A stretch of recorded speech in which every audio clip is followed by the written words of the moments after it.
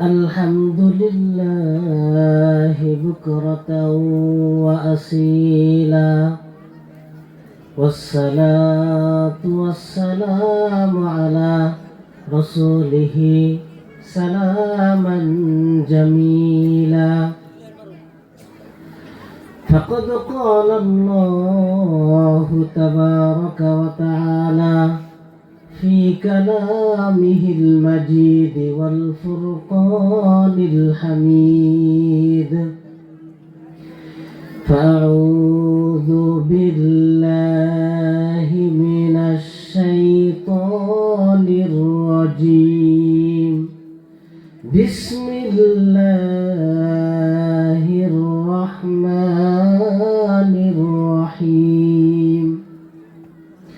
إن الله وملائكته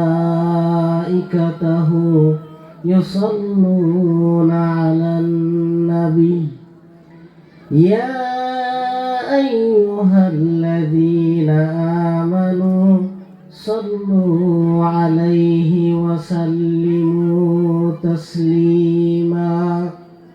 بلغ العلا بكماله، كشف الدجى بجماله، حسنت جميع خصاله. صلوا عليه وآله. इलाही दे मुझे तर्ज तकल्लुम, मेरी आवाज को तू रोशनी दे। मुझे अफकार सालिह कर अता, मेरी तकरीर को तू रोशनी दे। बलगुल उला बि कमालिही, कशफत दुजा बिजमालिही, हसनत जमीउ खिसालिही। सल्लु अलैहि व आलिहि। या रब इल्तिजा है करम तू अगर करे, या रब इल्तिजा है करम तू अगर करे। वो बात दे जुबा को जो दिल पर असर करे। बलगुल उला बिकमालिही, कशफत दुजा बिजमालिही, हसनत जमीउ खिसालिही। सल्लु अलैहि व आलिहि। সম্মানিত আজকের সভার সভাপতি সাহেব, নাইবে নবী দিগার ওলামায়ে কেরাম, এবং কি আমার সামনে বসে থাকা অতি মহব্বতের ছোট বড় ভাই বন্ধু সকল, এবং কি পর্দার আড়ালে বসে থাকা মা ও বোনেরা, সবাইকে আমি আমার অন্তরের স্থল থেকে মহব্বত, ভালোবাসা এবং সালাম জানাই। আসসালামু আলাইকুম ওয়া রাহমাতুল্লাহি ওয়া বারাকাতুহু।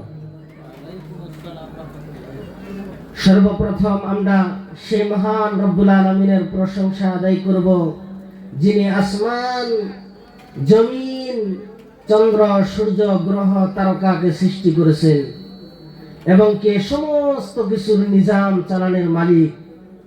ওনার প্রশংসা আমরা কখনো আদায় করে শেষ করতে পারবো না।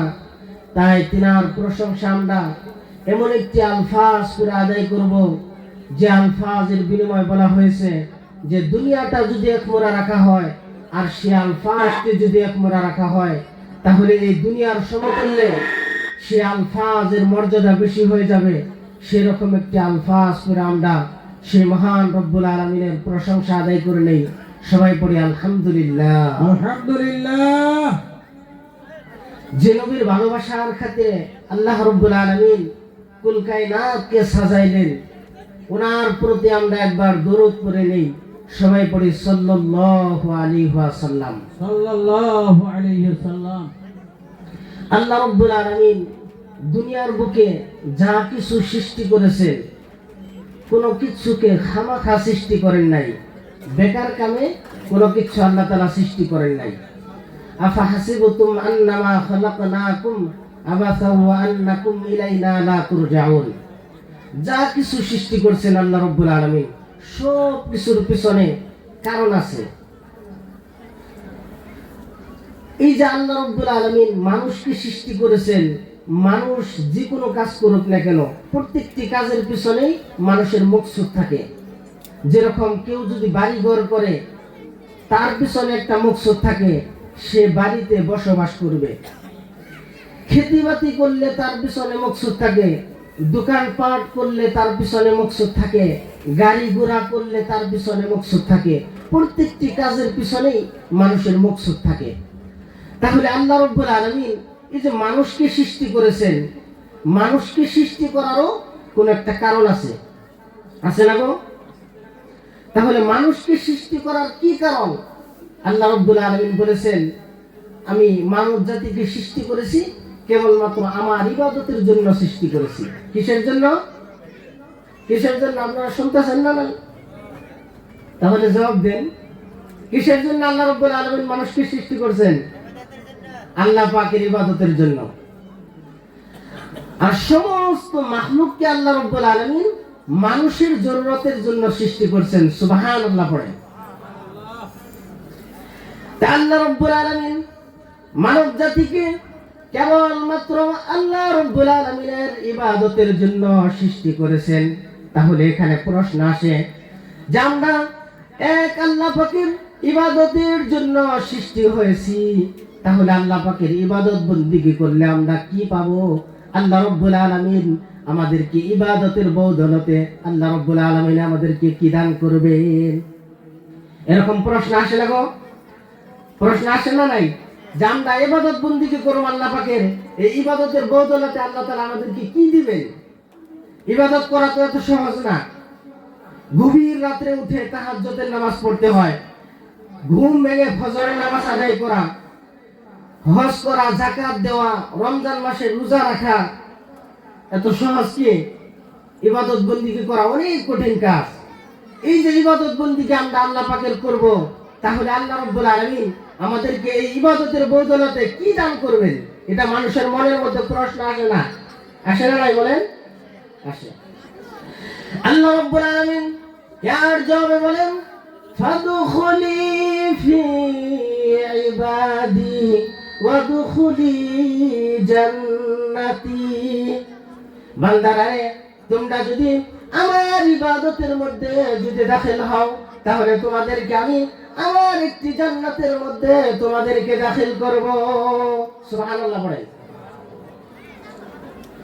আল্লাহ রাব্বুল আলামিন আমাদেরকে সেই বিশাল জান্নাত আল্লাহ রাব্বুল আলামিন আমাদেরকে দান করবেন। সেই জান্নাতের জন্য আমাদের কিছু করতে হবে কি হবে না বলেন? এত বিশাল শান্তিময় একটা আমাদেরকে জান্নাত দিবেন, সেই জান্নাত পাওয়ার জন্য আমাদের কিছু করতে হবে কি হবে না?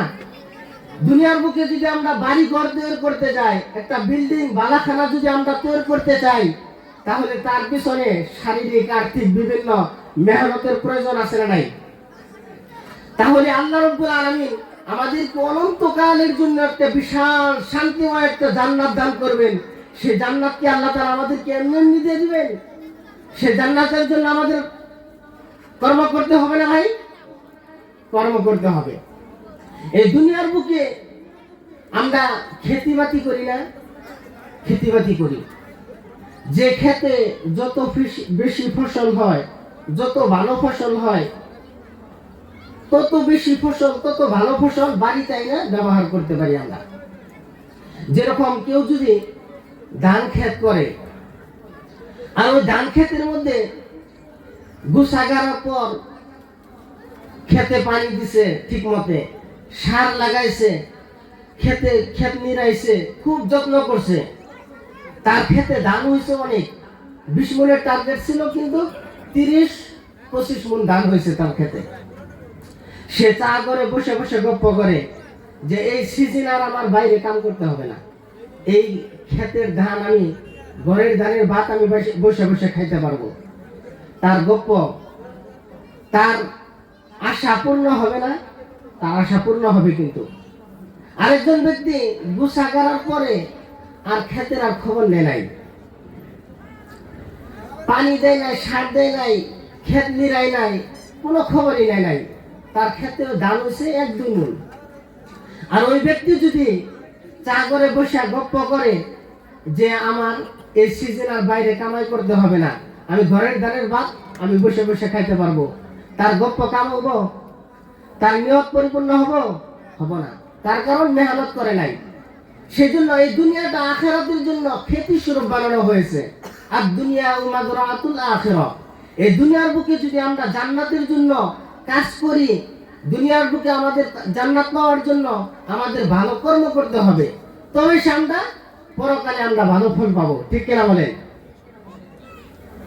এই দুনিয়াটা আখিরাতের জন্য বাজার স্বরূপ বানানো হয়েছে। এই দুনিয়ার বুকে যদি আমরা বাজারে গিয়ে, হাটে বাজারে গিয়ে যদি আমরা ভালো ভালো বস্তু সদাই করে বাড়িতে আনি, তারপরে সে আমরা ভালো বস্তুর আশা করতে পারি। আর যদি আমরা বাজারে গিয়ে ভালো ভালো বস্তুর কাছে গিয়ে আমরা যদি খালি হাঁটা হুতা কইরা দামাদামি কইরা খালি বাজারে থুয়ে দেন, আর বাড়িতে এসে যদি ভালো ভালো বস্তুর আশা করি, কাজ হবো? বলেন তো, কাজ হবো? দামাদামি কইরা খালি হাতে হাতে থুয়ে দেব, বাজারে বস্তু বাড়িতে বস্তু এমনি এমনি আই করবো? আইবো না। সেজন্য আমরা জানতাছি, আমরা বুঝতাছি যে জান্নাত পাওয়ার জন্য আমাদের নামাজ পড়তে হবে, এক আল্লাহ পাকের ইবাদত বন্দেগী করতে হবে, হজ করতে হবে, যাকাত দিতে হবে, আল্লাহ পাকের গোলামি করতে হবে, আল্লাহ পাকের ইবাদত বন্দেগী করতে হবে। সব কিছু আমরা জানতাছি, বুঝতাছি, শুনতাছি, কিন্তু আমরা আমল করতাছি না। তাহলে কি জান্নাত পাওয়া সম্ভব? জান্নাত পাওয়া কি তাহলে সম্ভব হবে? সম্ভব হবে না। সেজন্য জান্নাত পাওয়ার জন্য আমাদের কি করতে হবে? জান্নাতের জন্য কর্ম করতে হবে। ঠিক কিনা বলেন? আল্লাহ তাআলা আমাদেরকে বলার থেকে শোনার থেকে বেশি বেশি আমল করার তৌফিক দান করুন। আমাকে অনেক